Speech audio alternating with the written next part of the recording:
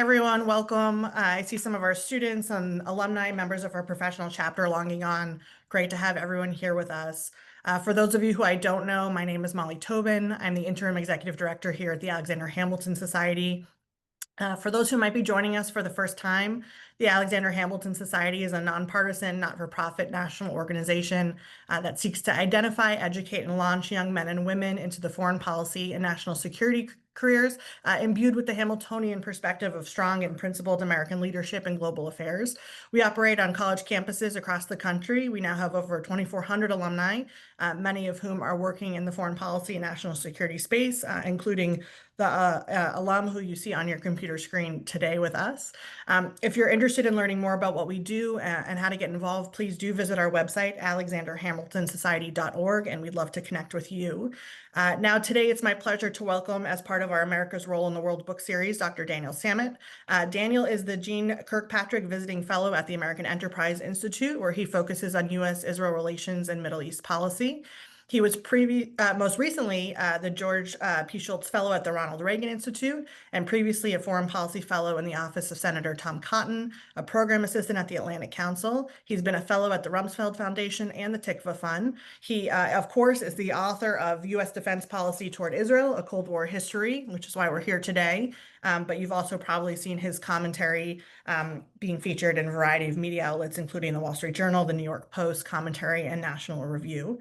He holds a PhD in history from the University of Texas at Austin, a master's in Islamic and Middle Eastern Studies from the Hebrew University of Jerusalem, and a BA from Davidson College, where he was initiated into Phi Beta Kappa. So Daniel, thanks for being here with us today. Congratulations on the publication of this important book. You've done an incredible job chronicling a really complicated and often under-examined period of time in U.S. Israel relations. And while so much of today's conversation about the alliance is focused on recent events, your book really takes us back to the Cold War, a time when the relationship truly was anything but guaranteed. And so I want to dive in sort of to the book here and get your thoughts on some questions. We'll leave time at the end for audience questions as well. So those of you listening in, please do keep your questions or as they come up, even put them in chat and I'll get to them towards the end.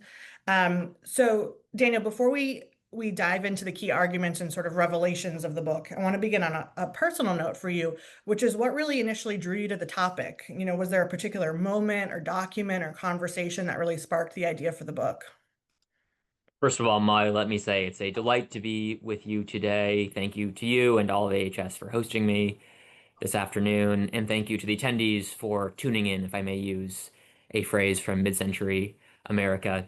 As far as the book goes, I actually, as you said, studied in Israel for my master's, and I went there not knowing that I wanted to focus on Israel or American policy toward Israel. I thought I wanted to look at the Middle East more comprehensively. But after that year in Israel, this was 2016, 2017, I realized that I was fascinated by the bilateral relationship, by relations between Washington and Jerusalem, and wanted to study them in a policy sense, but also in a scholarly sense. When I started my doctoral program at UT Austin in 2020, I knew going in that I wanted to write about American policy toward Israel, most particularly American military policy, namely arms sales and other forms of security cooperation. So this was both a practical question for me in that I needed to have a dissertation topic when you go in to start a PhD, which is what all PhD students do.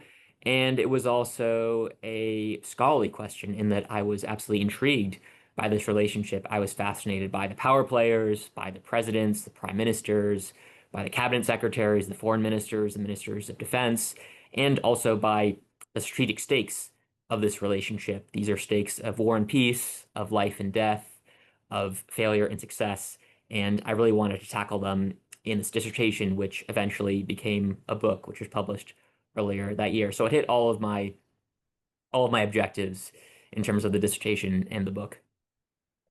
So you make the compelling case in the book, really, that the U.S.-Israel defense relationship was neither inevitable nor straightforward. And in fact, it was really shaped by fits and starts and some skepticism and shifting administrations. Can you walk us through why the Cold War really became the crucible for the evolving alliance? Obviously, Molly, that's exactly right. It's hard to remember now in the year 2025, but in the year 1945, when the Second World War ended and the Cold War really took off, or 1948 when the State of Israel was established, the Cold War superpower rivalry between the United States and the Soviet Union was the overriding consideration for U.S. foreign policy, bar none. That was what everyone in Washington was thinking about. It was all Cold War all the time. It was all Soviet Union all the time. And I think it's no stretch to say that every alliance, every relationship, including the relationship between the United States and Israel, was viewed through that prism. The Cold War was king. As you say, the relationship was not inevitable. A strong U.S. Israel partnership was not inevitable. Harry Truman famously decided to recognize Israel just 11 minutes into his existence. That was not inevitable. There were many voices, principally in the Department of State, who were lobbying against recognition, who were lobbying to make sure that Harry Truman did not follow through and recognize Israel that early. Truman didn't listen to them. He decided to go forward with it because he thought it was both the right thing to do and the right thing for American interests. But there were many voices who didn't want him to do that. So I think that's one example of the fact that this relationship was not inevitable. As far as military aid was concerned, there were very much fits and starts. A lot of people don't know this, but there were practically no weapons transfers. There were practically no arms sales from the United States to Israel in the early years of the Jewish state. Jerusalem, the Israeli government came lobbying constantly to Washington for arms. They really wanted weapons from the United States. They really wanted this advanced weaponry to defend their country against their Arab adversaries. But the United States had other ideas. The calculus in Washington at the time was we want stability in the Middle East. If there's instability in the Middle East, if there are more Arab-Israeli wars, and remember, the Arabs declared war on Israel right when it was born in 1948, that's going to be bad for American interests. If we sell weapons to the Israelis, or to the Arabs for that matter, all we're going to do is fan the flames of war in the Middle East. That's going to be bad for us.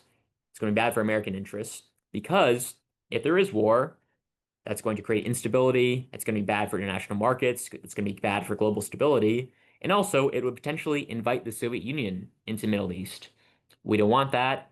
There's a lot of oil in the Soviet Union, in the Middle East. The Soviets could benefit from that. They could exploit those resources. And strategically, the land in the Middle East is important for geostrategic reasons. We don't want that.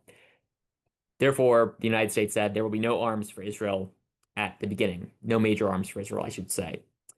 The calculus changed under President Kennedy, who took office in January of 1961. Kennedy, like his predecessors, his immediate predecessors, Eisenhower and Truman, appreciated the fact that there needed to be stability in the Middle East. But what changed was the Arabs were getting lots of advanced weapons from the Soviet Union, namely advanced aircraft. And Kennedy and his administration gradually realized that the arms balance was swinging further and further against Israel. That was bad for regional stability. The Arabs were getting too strong. The Israelis, by contrast, were getting too weak. And the conclusion was, given that there is this arms imbalance, as we understand it, war is going to be more likely because the Arabs are strong, the Israelis are comparatively weaker. This is going to make more likely, not less likely. Therefore, we, the Americans, should step in and sell them advanced anti-aircraft missiles, specifically the Hawk anti-aircraft system, so they can deter attacks by the Arabs by air.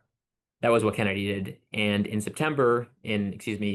August or September of 1962, he decided to sell them the Hawk anti-aircraft missile, which was a huge precedent because it really broke the moratorium on significant arms transfers from America to Israel. That's just one example of these fits and starts, as you say, Molly, in the U.S. Israel relationship.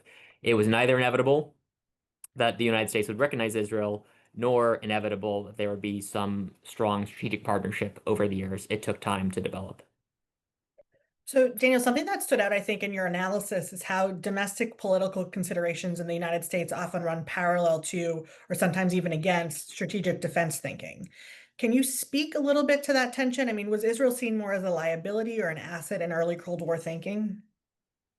It's a good question. I should say at the outset that a lot of people who study these issues tend to have their analysis colored by methodological prejudgments.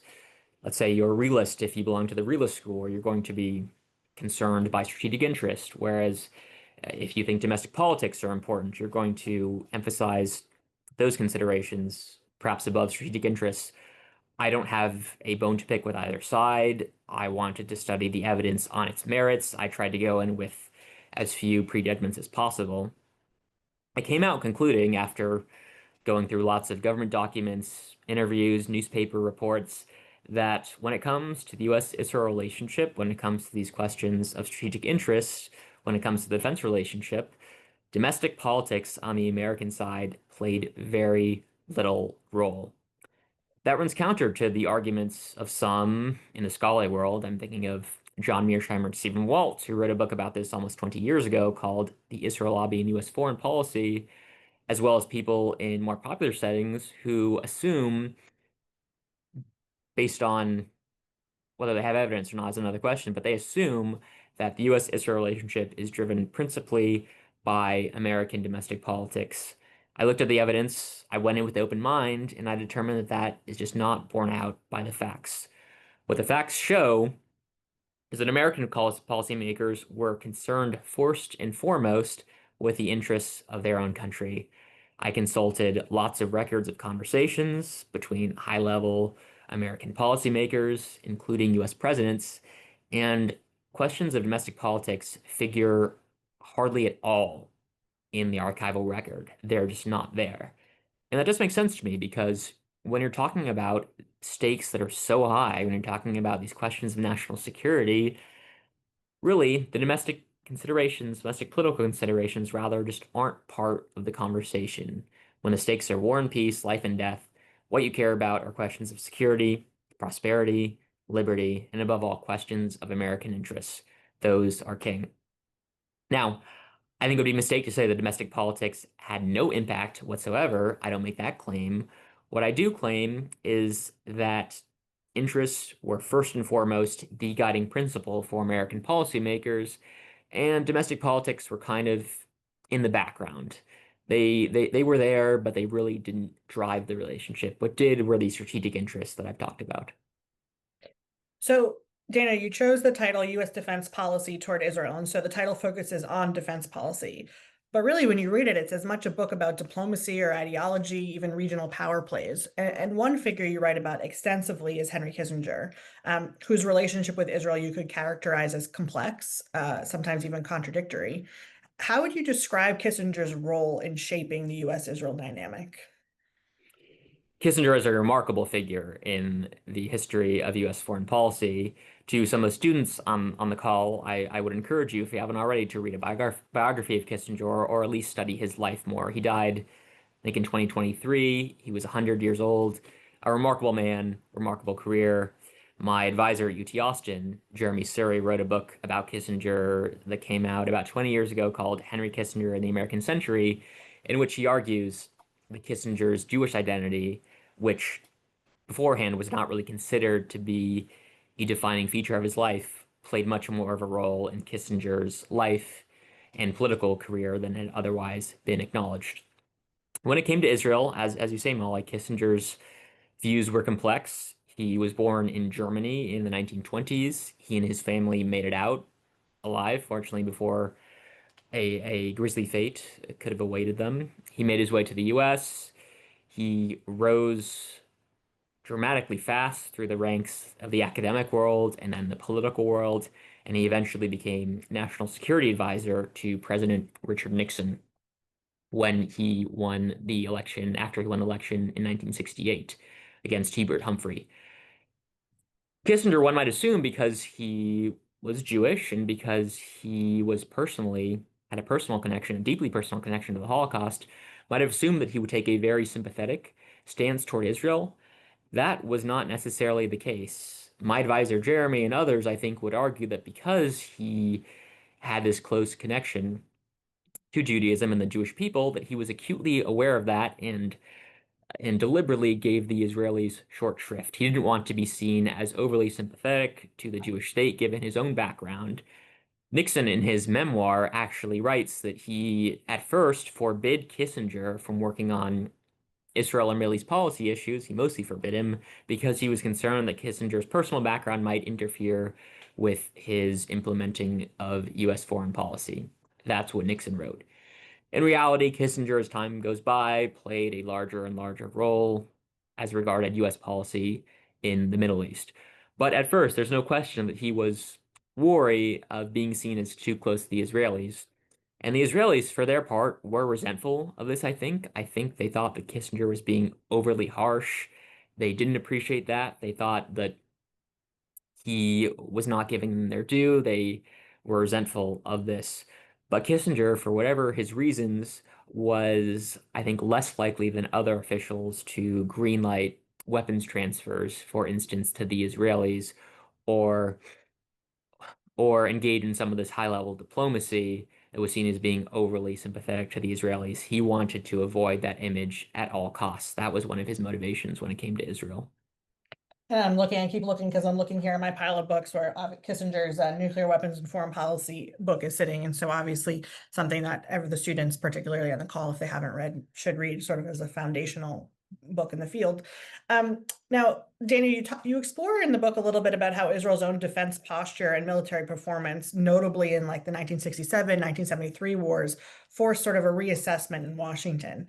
Can you talk about how those wars recalibrated American views on Israel as a strategic partner? Yes, it's curious you use the word reassessment because when it comes to Gerald Ford and policy toward Israel, that word had a different connotation altogether, but that's a minor point. As far as the 1967 war, the Six-Day War, was concerned, this was very much an inflection point in U.S. Israel relations. The Americans, before war broke out, were trying through diplomatic channels to avoid war between Israel and the Arabs. They did not want yet another Middle Eastern conflict. They were trying to avoid it at all costs. But those hopes didn't pan out. Those hopes were dashed when, in June of 67, Israel launched this massive preemptive attack against the Egyptians and the Syrians. That attack was dramatically successful, and in just 6 days, Israel took lots of land from the Arabs. They took the Sinai Peninsula from the Egyptians, and Gaza from the Egyptians, the Golan Heights from the Syrians, and the West Bank and East Jerusalem from the Jordanians who had controlled those territories beforehand. All in all, this was a dramatic victory for the Israelis. It was a stunning victory, especially because it looked like for a moment that the Jewish state was really at risk of extinction. And you had Arab leaders like Egyptian President Gamal Abdel Nasser making some very bellicose threats to Israel beforehand. All in all, this was a terrific victory. It was very much noticed in Washington. President Johnson, who, as you might know, had his hands full with Vietnam at this period, was looking overseas for strong, reliable, and largely self-sufficient partners as regarded foreign policy. He saw the Israelis, this small country, but one that had some pretty strong military capability, defend themselves against its far larger Arab adversaries, and come out very much on top. In fact, seizing lots of land. That really made a strong impression on Johnson. And in the aftermath of the 67 war, he accelerated weapons transfers to the Israelis. He decided to sell them the F-4 Phantom, for instance, which was this top-of-the-line fighter, a fighter bomber from the American side, this advanced aircraft that the Israelis really wanted. His reasoning, I think, was, look, the Israelis have done very well. They're a reliable partner. That is good for American interests. We want strong friends. We want strategic assets, not strategic liabilities. And the fact that Israel has pretty much won all of its wars means a lot to us. We want partners that will win. Partners that will lose are strategic liabilities. We want strategic assets. That, I think, as time went on, really became the consensus view in Washington, even among people who hadn't viewed Israel so sympathetically beforehand. The 73 war, you had a similar dynamic going on, but this war started differently in that in October of 1973, the Israelis were largely caught unawares by an Egyptian and Syrian simultaneous attack. And in the initial stages of that war in October 73, which came to be called the Yom Kippur War, the Egyptians and the Syrians were actually doing pretty well. They were taking land from the Israelis in the Sinai Peninsula, and up north in the Golan Heights. Things were looking pretty grim for the Israelis, at least in the first few days, but they slowly started turning the tide, thanks in large part to an American airlift, an American resupply of the Israelis, which was ordered by President Nixon. This was codenamed Operation Nickel Grass. It was this massive airlift, a super large airlift. I actually talked to a veteran of the American operations who was a crewman on a C-5 transport aircraft. He had lots of great recollections that I get into my book. And this really, I argue, rescued the Israelis. The Americans, when push came to shove, when the chips were down, answered the call. And Nixon, in his own words, did not want to see the Israelis go down the tubes.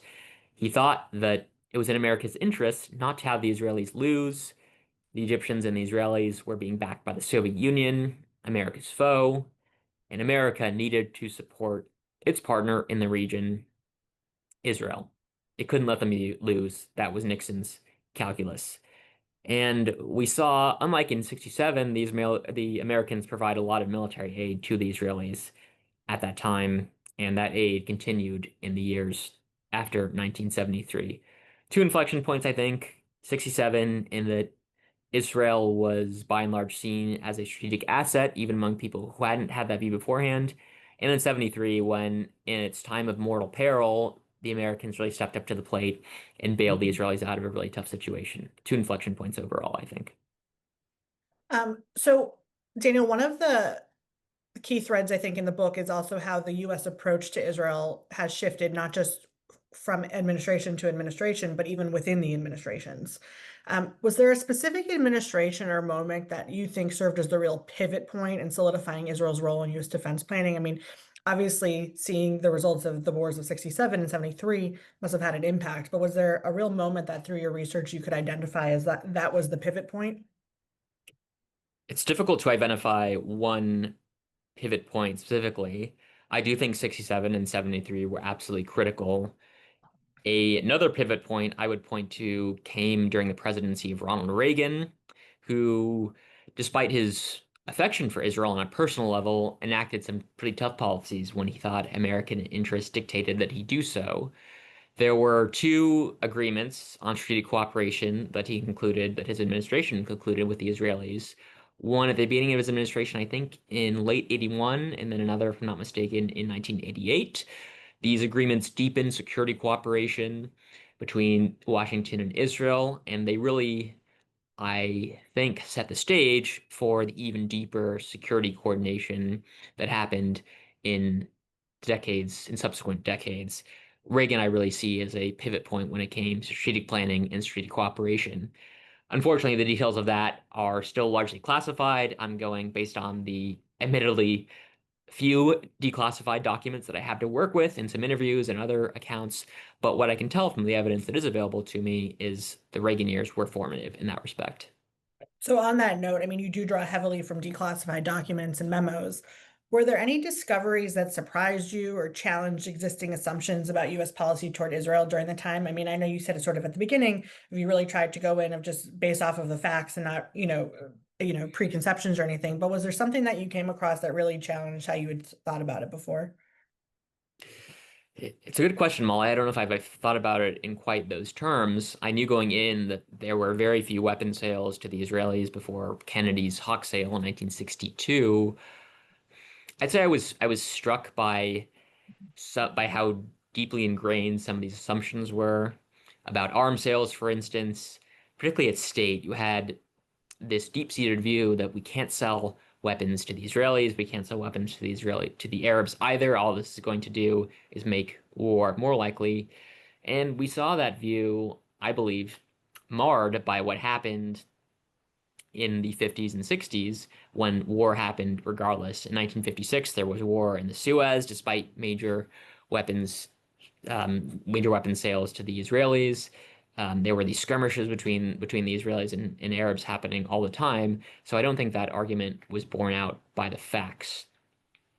When it came to other surprise discoveries, I knew that President Jimmy Carter had a fairly, some would say, hostile view toward Israel going into my research, but I was surprised by some of the decisions he made. His administration, for instance, decided to block the transfer of the Kafir aircraft, which was this indigenous Israeli fighter that was made with an American engine, to some export markets in Latin America, principally the Ecuadorians. The Americans had the right to do this because the engine was American, but I really had a hard time understanding the strategic logic behind this decision until I came to realize that the Carter administration, for whatever reason, was convinced that arms transfers by the United States were counterproductive. They fueled this arms race globally. And when it came to clamping down on them, the leverage it had really was on countries like Israel, on smaller partners over which it had leverage.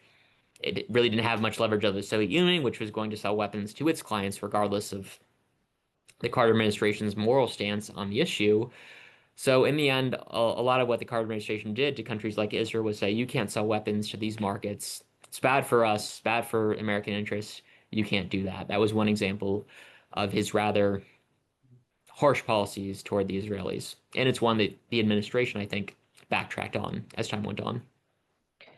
So, Daniel, obviously, Israel and the U.S. Israel relationship is reported on and in the news to an extreme degree these days. And, in today's climate, the relationship is often framed in ideological or even moral terms. But I think your book really reminds readers that much of the foundation was really built on realpolitik and hard defense calculus.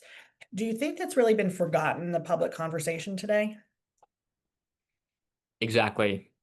Look, I don't pretend that I don't have ideological or moral views on American policy toward Israel or American policy toward the rest of the Middle East or American foreign policy more broadly.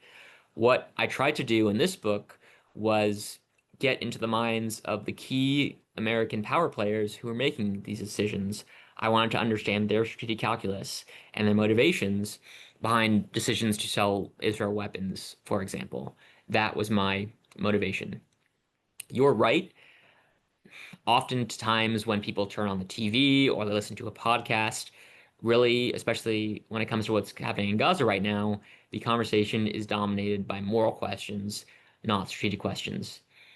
I'm not going to come out and say that I don't think there's a moral dimension to this conflict. There is, but what I think is often convincing to people is a dispassionate analysis that accounts for American interests. I think that argument is very compelling, especially to people, let's call them of the realist mold, who are concerned first and foremost with these issues.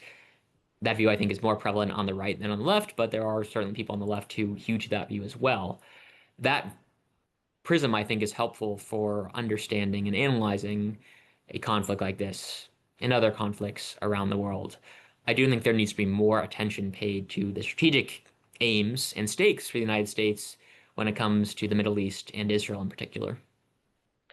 So, on that note, I mean, one of the things we often hear about the U.S. Israel, is that it's quote a special relationship, but that term wasn't always really in vogue. And so, how did that concept evolve during the Cold War? And when do you think that became something more than just rhetoric?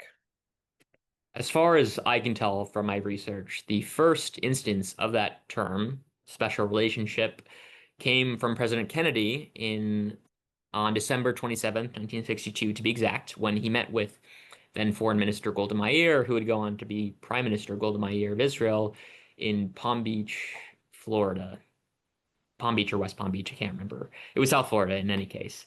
And he said the United States and Israel have a quote special relationship that's really comparable only to that between America and Britain when it comes to world affairs. Frankly, I think that was an overstatement at the time, but I can understand the motivation behind Kennedy's saying that. I'm not sure I would use a special relationship even today to refer to the relationship between the United States and Israel, at least when it comes to strategic terms. But I do concede that a lot of Americans, whether out of some sense of Judeo-Christian sentiment or based on their personal affinity for Israel and the Jewish state, do impute a sort of special relationship to American-Israel relations. During the Cold War, I think that's an oversimplification of what was going on because there were There were times of deep conflict between the United States and Israel. There were times of frustration, anger, and even perhaps points of irrevocable damage in the relationship. Now, those points didn't come to pass, but the two sides were pretty close to a split at various points in this relationship. So to say it was a special relationship, I think obfuscates a lot of that history and also is just an oversimplification in general. I don't think we have the same relationship between, but I don't think there's the same relationship between the United States and Israel as there is between the United States and the UK, for instance. I think the latter is a little closer than the one between the US and Israel. But even so, I will admit that the relationship we have between the United States and Israel is very close, and I think that's important to underline as well. What do you think, Daniel? I mean, based off of sort of some of the research that you've uncovered, current policymakers can benefit from understanding the Cold War roots of this relationship. I mean, are there cautionary tales, enduring lessons, um, that can be derived from this? Enduring lessons for sure. Let's remember that the United States didn't provide military aid, for example, to the Israelis out of charity. This was a self-interested decision. That was the calculus. The Americans wanted stability in the Middle East. They wanted strong partners to keep the Soviets out, to keep Soviet influence in the Middle East to a minimum. They saw Israel as a helpful, salutary vessel for doing that, and it was also an effective vessel for doing that because it was very much a bulwark against Soviet expansionism in the region, against the influence of Soviet client states like Syria and Egypt, to name two. That needs to be realized. When it comes to relationships today, I don't really want to get into it too much, but I think that any fair person, when looking at American interests in the region, would have to admit that Israel has been aligned with the United States much more often than not, and I would submit much more often than any other country in the Middle East, even partners of ours that are very aligned with us on a lot of these issues. Israel is the most reliable of those partners in the region. Even if you don't like Israel personally for whatever reason, I think you've got to recognize that we're working with a world of limited resources, of limited partners, and there just aren't that all that many options out there. And Israel, frankly, has been head and shoulders above a lot of these other countries when it comes to American interests. Cautionary tales. When it comes to cautionary tales, it's kind of hard to say. I would say it's important not to lose sight of the bigger picture. There have been periods of deep tension before. I mentioned Carter. I would also mention Reagan, whose administration after the Israeli 1982 invasion of Lebanon was deeply disturbed by what was going on there, came down hard on the Israelis at that time. The administration of George H.W. Bush also was pretty upset by the Israelis and what it looked like they might respond to attacks from Iraq during the Gulf War in was it late 90 or early 1991? I can't remember exactly. I think it was early 1991. Regardless, they were perturbed by a potential Israeli retaliatory strike and put a lot of pressure on the Israelis not to strike because they didn't want this to devolve into yet another Arab-Israeli war. There are lots of examples in history of conflict between the United States and Israel. Conflict, I think, is going to happen pretty much no matter what. Countries have divergent interests. They don't always get along. They quarrel with each other and even can fight pretty viciously with one another, fight in a symbolic sense, not a literal sense. And that's all for a reason, because countries defend their interests. And when you have two countries in the room, when it comes to these questions of pretty high stakes, they often butt heads. That's to be expected. Disagreements are not necessarily a crisis in the relationship. They don't need to be treated as such. And when policymakers or ordinary Americans see reports in the news about disagreements or heated discussions between American and Israeli leaders, that doesn't mean that we're at a crisis point. That just means that these issues are playing out, that both sides are having frank and, yes, sometimes heated discussions with one another, and that's how it should be done in the conduct of foreign policy. That's only natural. So I would obviously be remiss if I didn't sort of talk about the landscape of which we're navigating in this post-October 7th climate. Um, we're obviously seeing a renewed debate about U.S. military aid and weapons transfers and a broader strategic alignment with Israel. based on sort of your historical perspective, how do you think we should be thinking about these debates? I mean, are there echoes from the Cold War that you see in today's challenges, or is it, apples and oranges in the sense of how do you compare what Israel was in, 1967 or 1973 to what Israel's capable of today? I'd be remiss myself if I didn't state that I'm on the record, in fact, in a tablet article with an Israeli co-author, arguing that the United States and Israel should, over a period of a few years, phase out U.S. military aid to Israel. That's my stated position on that topic. I reached that conclusion after looking at the evidence and concluding that Israel has done very well for itself. It's now a very prosperous country. Yes, there are still grave security considerations it deals with, but we've seen over the last few years with the neutering of the Iran threat, with the diminution of the capabilities of both Hezbollah in Lebanon and Hamas in Gaza, the security challenges aren't quite as acute as they once were, and it would be good for the Israelis to start phasing out that aid. Another consideration in this is that I would argue, and I think this is borne out by the facts, that American administrations have been able to exert significant leverage on the Israelis for a period of decades because of the military aid they have provided and because of that close defense relationship. I could point to President Gerald Ford, I could point to President Ronald Reagan, I could point to President H.W. Bush, and on and on and on. The Americans, time and again, had a lot of leverage over the Israelis, and they used that leverage in the form of military aid to compel changes in Israeli behavior. That's just one consideration that I think the Israelis in particular would be wise to heed for their own interests. In terms of other historical lessons, when it comes to the military aid question, we're not living in the world 1948, 1967, 1973, 1982, or even 1990 anymore. This is a new world. Israel, in large part thanks to American largesse, thanks in large part to American aid, is now a very successful country. That I think is a success of American policy because of the aid America provided Israel for decades, and I think should be celebrated. And as the ultimate form of Israel's success, I think it should be a fully self-sufficient, fully sovereign country, no longer dependent on American military aid. I think that would be best for the United States and it would be best for Israel. So, sort of on that note of it's not 1991, your book concludes before the Oslo Accords, and sort of before all the post-Cold War realignments. I mean, if you're to write a follow-up volume, where would you pick up the thread? I mean, is there a period or pivot point that would be the next logical chapter for you?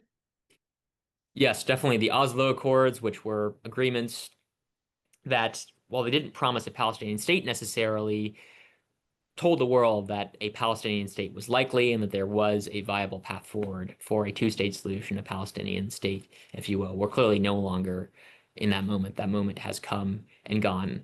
That would be a natural starting point. You could point to the assassination of Yitzhak Rabin, Israel's prime minister, by an Israeli extremist who was against the Oslo process and against reconciliation with the Palestinians. That'd be one example.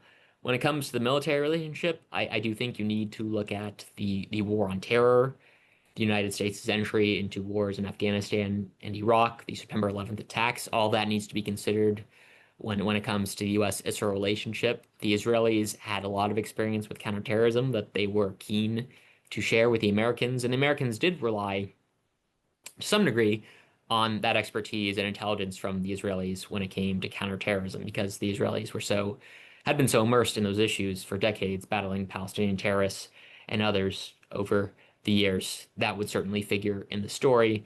It would be a little harder to write a sequel immediately because, as one might know, the more recent you go in history, the fewer documents, the fewer government documents that is you have to work with. It's frustrating, but it's natural. Declassification takes a long time. And if you're studying the administration of Harry Truman, for instance, you're going to have far more documents than if you were to study, for example, the administration of Bill Clinton. That's just how it works. But I do think as the years go by, there will be an opportunity, either for me or for somebody else, to write a book like this, examining the 90s, 2000s, 2010s, and on and on. So let me ask you a couple more questions, Daniel, and then I'll share some audience questions with you as well. But for a book that's actually really based in the Cold War period, we haven't even spoken about the Soviet Union. And so you explore the role of the Soviet Union and its influence over Arab states during the period. I mean, how much of U.S. defense policy toward Israel was truly about Israel, and how much was actually about countering Soviet influence in the region? It's a good question. I would argue that it was actually mostly about countering the Soviet Union. That was the overriding priority in the region. Any strategist, any American strategist that is worth his salt would be thinking principally how to defeat the Soviet Union, how to limit their influence not only in the Middle East but in other regions, how to contain the spread of international communism, how to bleed the Soviet military dry, as the United States helped do in Afghanistan, for instance. Those were the considerations on the minds of American policymakers. We did have people who were particularly well versed in Israeli affairs, who knew the country pretty well, who spoke Hebrew on our side, but even they had to acknowledge that the Soviet Union was the overriding threat. American policy has got to be dictated by and large by our response to those threats, by our response to the threat from Moscow, and that's got to be the overriding priority for us. We treat countries as they are. We try to compel changes in their behavior that are more favorable to us so we can have a better standing as regarded the Soviet Union. That had to be the main concern for American policymakers, whether working on Israel or other countries. So something I think, Daniel, that's often overlooked in Cold War histories is the technology transfer, the military industrial cooperation that started to take root. What role did joint weapons development or intelligence sharing play in the deepening of the U.S. Israel alliance? Big role, and again, I'm working with limited declassified sources here, so those sources are hard to come by. What I what I could tell from the evidence I do have is that particularly around the 1973 Yom Kippur War, there was more intelligence sharing going on. The Israelis were keen to let the Americans know about nefarious happenings in the Arab world when it came to Soviet influence there and so on. Joint weapons development definitely started later, as far as I can tell.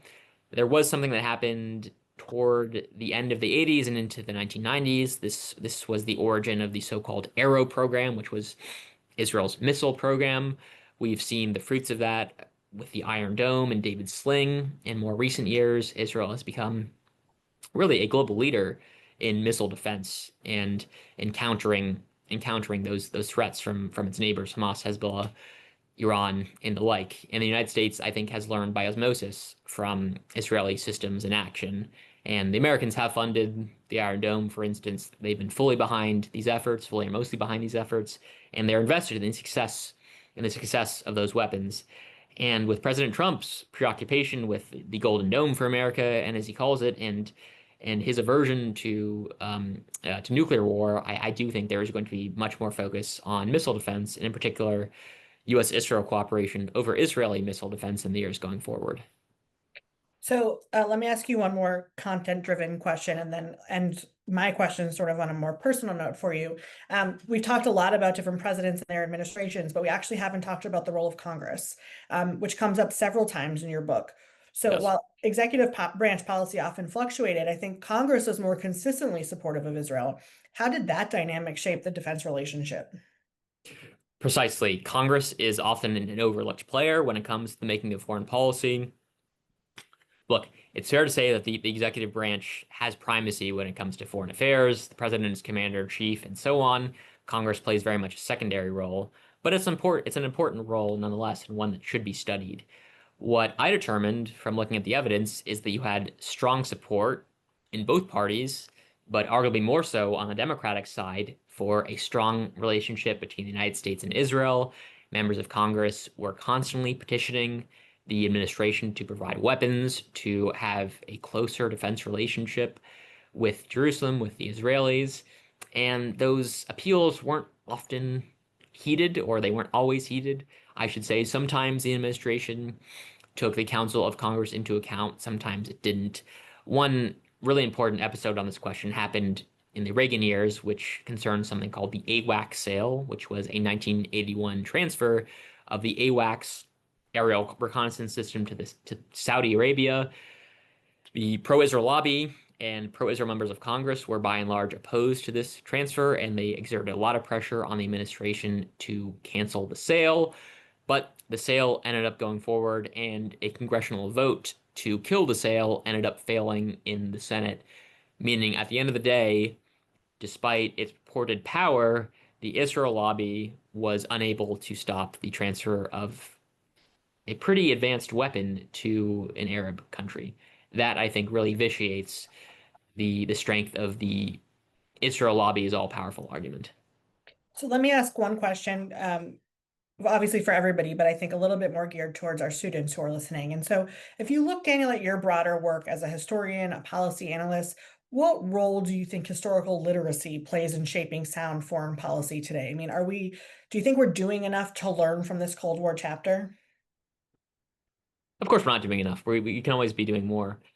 Churchill is on the record as telling, if I'm not mistaken, a young boy, study history, and history lies all the secrets of statecraft. It's a pretty famous quote from his, and I think there's a lot of knowledge in this. This is not an exact science. We are telling stories. We are trying to recount events as they happen to the best of our ability. And in doing so, we hope that people can learn from the past. There aren't always going to be perfect parallels. The world of 2025 is different from the world of 1825, for instance. The players change. We do see common threads, though, that transcend times and people, and I think those are important.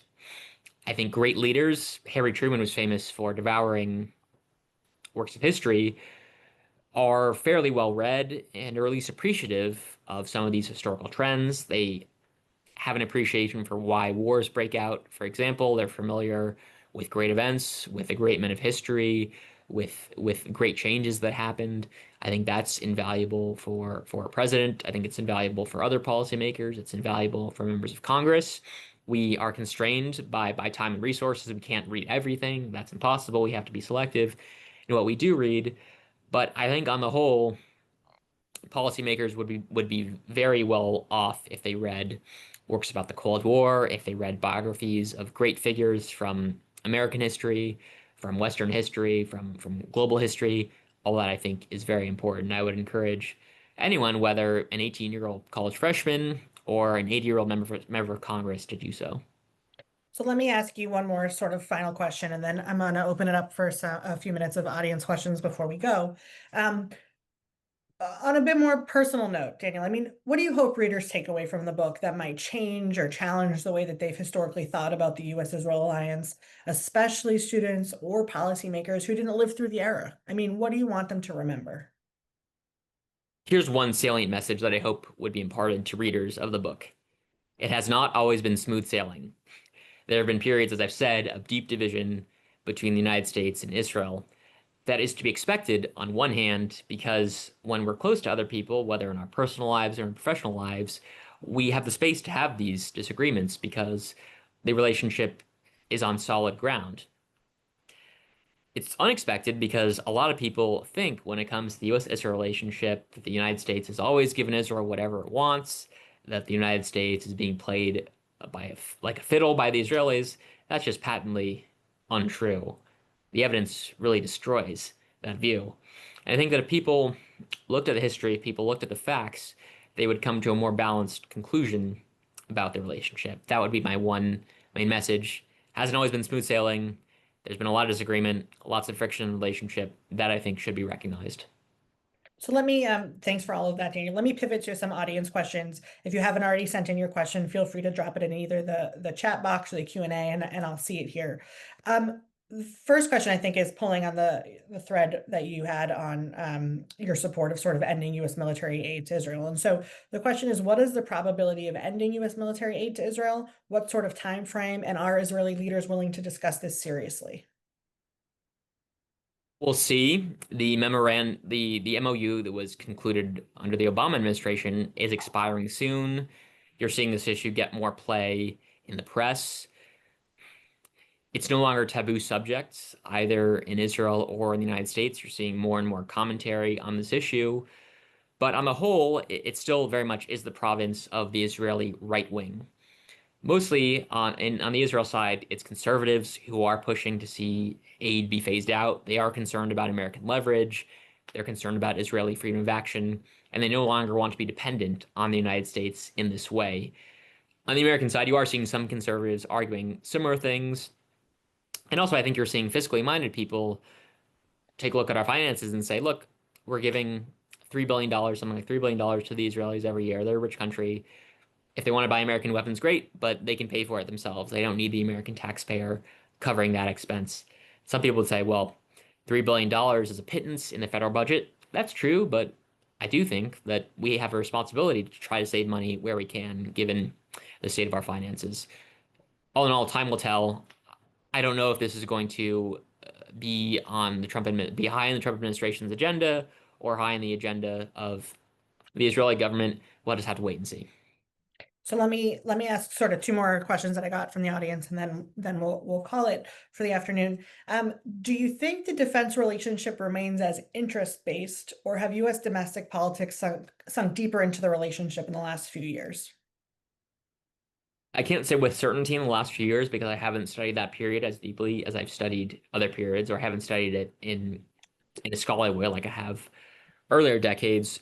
My assumption would be that the trends have pretty much held steady, that interests have been king, domestic politics have been secondary, that policymakers, though appreciative, let's say, of the value of being supportive of Israel, have been driven first and foremost by strategic interests. This would be an interesting thought exercise. And again, I haven't studied this. I don't have access to the documents that will be accessible to me in a few decades' time.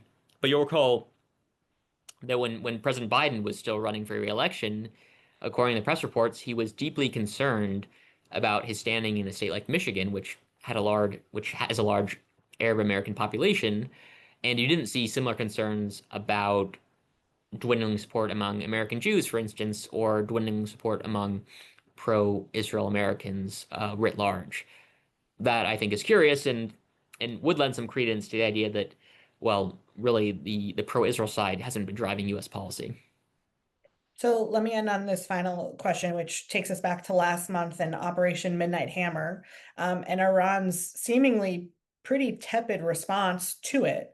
Um, how might that inform the interests of the defense relationship going forward?